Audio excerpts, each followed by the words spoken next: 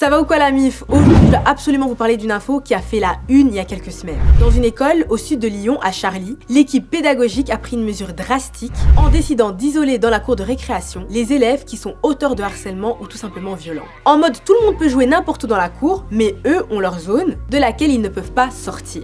Et bien sûr, moi je veux savoir ce que vous en pensez, donc explication.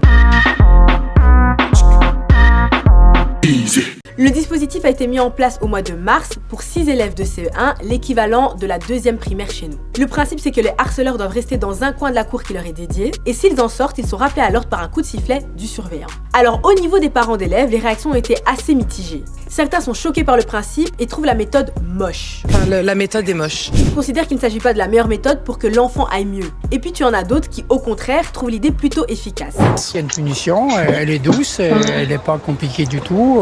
Un harceleur, il faut le punir. Au micro du journal Le Progrès, ils expliquent ne pas trouver normal que ce soit souvent à la victime de changer d'école et que c'est plutôt au harceleur d'être puni. Et c'est vrai que comme l'explique Boris Charretier, vice-président de la FCPE du Rhône, ce qui est un peu gênant dans cette affaire, c'est qu'on parle trop peu des élèves qui ont été victimes de harcèlement. Faudrait pas non plus qu'il y ait une victimisation des élèves harceleurs et qu'on en vienne à oublier les victimes. Alors on peut finalement se demander si cette mesure n'est pas une solution en soi pour accorder un minimum de répit à ces élèves victimes d'harcèlement. Mais c'est quand même ouf et triste de se dire que face à des enfants de 8 ans, on est tellement dépassé que la seule solution qu'on a trouvée, c'est ce système pour le moins stigmatisant et répressif. Surtout que ça ne servirait strictement à rien, dans la mesure où il n'y aurait pas de travail de fond réalisé avec ces élèves pour qu'ils arrêtent leur comportement violent. Et la vérité, c'est que si on veut que ça change, faut voir la source du problème de ces enfants harceleurs, parce que parmi eux, comme l'explique Catherine Verdier, il y a 3 profils à risque. T'en as qui harcèlent déjà au sein même de leur fratrie. Après bon, t'as les enfants tyrans qui font déjà la loi chez eux et qui continuent de la faire à l'école. Ensuite, tu as ceux qui voient ou subissent de la violence chez eux et qui reproduisent ces comportements à l'école.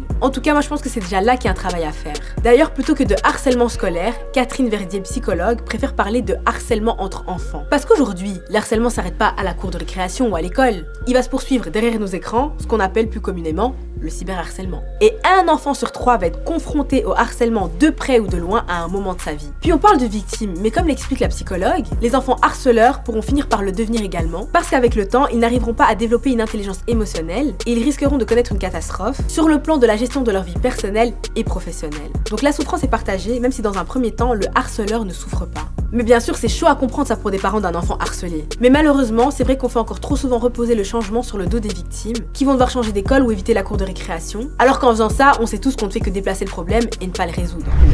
Quelque chose qui doit absolument être rectifié, c'est qu'on ne doit pas demander à l'enfant harcelé ou l'adolescent harcelé de se défendre lui-même. Puis heureusement, mettre les enfants harceleurs au coin n'est pas finalement la seule solution. Catherine Verdier incite à s'inspirer des pays nordiques qui appliquent des programmes avec les enseignants, les enfants, mais aussi les parents, dans un processus de prévention basé sur les 3 E. Émotion, empathie, estime de soi. Les émotions vont emmener à l'empathie qui est le cœur du problème, sans oublier l'estime de soi, car l'intimidateur a très souvent une estime de soi bien plus faible que celle de sa victime et a besoin de la rabaisser pour se sentir plus fort. Mais au final, tout ça sur le papier, c'est bien beau, mais qu'est-ce que ça veut dire concrètement? Comment t'appliques ça en fait? Avec des enfants de 8 ans, en tout cas le harcèlement entre enfants continue de faire de nombreuses victimes et des suicides. Et je ne pense pas que seule la loi, seules les équipes pédagogiques, seuls les psys ou encore les parents peuvent trouver des solutions tout seuls. À mon avis, il faudrait vraiment qu'un travail de fond soit réalisé avec l'ensemble de ces entités pour peut-être enfin venir à bout de ces situations d'harcèlement. Est-ce que toi, t'avais entendu parler de cette affaire? Et est-ce que pour toi la mesure est un peu abusée ou t'arrives à la comprendre? Tu me dis tout en commentaire et en attendant, tu prends soin de toi la famille.